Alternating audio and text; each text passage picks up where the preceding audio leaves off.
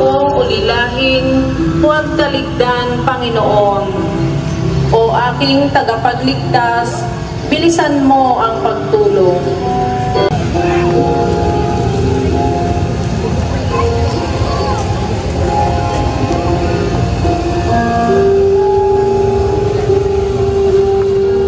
Ang Diyos ang nagkasala. Sa liturya, ang linggo ng Palaspas ay mayaman sa kahulugan. Una, inugunitan.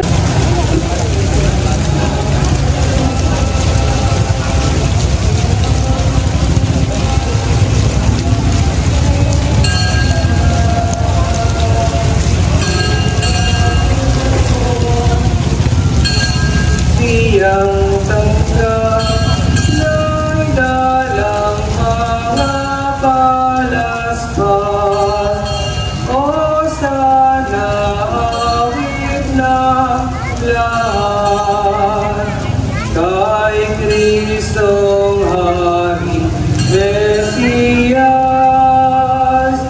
sumalubong na anak.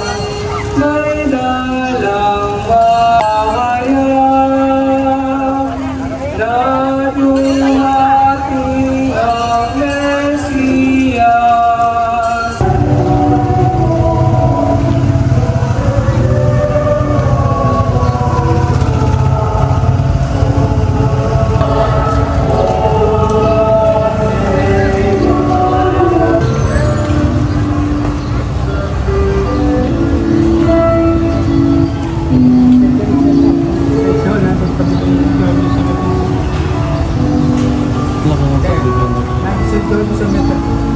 Hindi, dati si Jojo kasama si Pio.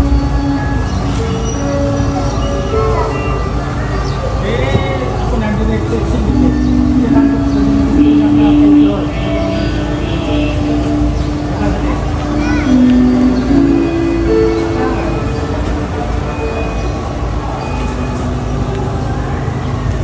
Dandito pa kasi simbahan. Magsitayo ang lahat. Panalangin kahit maraming mapagmahal na iyong kami pinagpasama sa banal na kapitinahan. Kami iyong pinalingong may pag-asa sa aming sinasampalatayan at kapuntahan sa pagkabataan at namalakad mo kami kaparating sa iyong pagkabataan. Sa kanyang muling pagkabuhay bilang tagapamagitan kasama ng Espiritu Santo.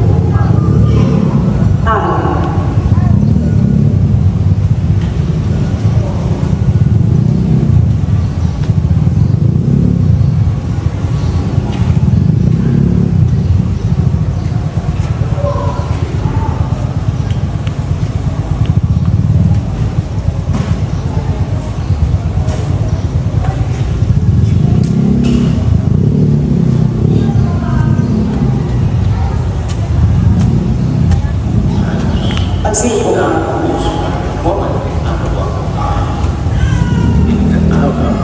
Pinagdarasal natin ang ating Panginoon. Kalabay, ano ba gusto mo lang na kayo ng Diyos? Nagaling ito ang pagsasamata natin po 50 years na pagkakatagal ng ating Panginoon. Ilang pa sa buwan at ilang araw. Masasalamat sa inyo sa lahat na nakibahagi at bigay ng alay ng kanilang marakayan. Alawa, gusto ko din magpasalamat sa ginagawa ko natin ito. Kung saan ay pinagsusulita pa natin na may paalala sa atin kung sino Kristo. Hawakan natin ang ating mga palaspas. Tayo, hawakan natin ang ating palaspas. Iwagayway natin ang ating palaspas. And we say, Jesus, everybody, Jesus! Jesus! Ang natin na muna. Jesus! Jesus! Jesus! Jesus! Ikaw! Ikaw! Ang aming hari. Ang aming hari. Salamat kay Padre Joel. Pagpapalala ko sa Diyos. Masalamat na ilang paalala sa akin na si Jesus ang aming hari. Ang turo ng aming hari ay walang iba. At ang pagmamahal